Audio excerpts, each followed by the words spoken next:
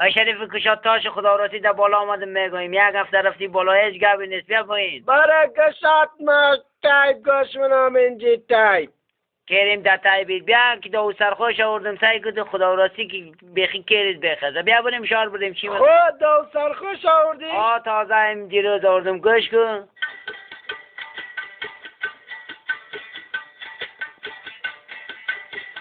سعی کن فیتره که خدا راستی کر بخزن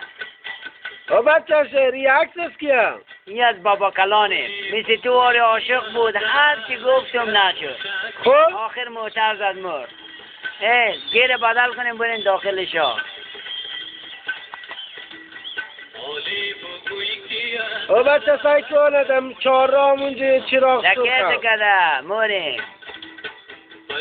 همی بابگه که پیشوی سعی که یک انگوله کنم دم میزن اوی گیریم دکتیم کشاده داینا سعی که چرخک زده او چرخک زد سعی که پولیس رقم اوی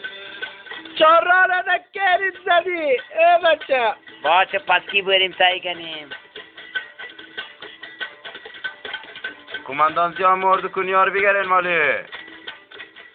پادشاه بوده رهبر بوده نان بوده خون متر بوده کنیا بزین بغل کماندان زیاد پقص نکنی شکل کریم دکنید بریم خراب گم شین مال سیاه افغانی بسم ترخواد جریمه خواد کدوما برای کشت کریم دو کله چرا تو هیچ قماندان نیستی بره خراب چاقی کنین مال من موتر اما کن خواد کن ترا گوشادش کرم ندنه هیچ کریت هم نتانستی هیچ قماندان نبود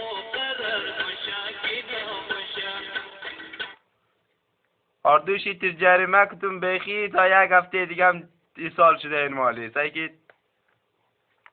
عالی رهبرت بود مقرر مشکی نامشک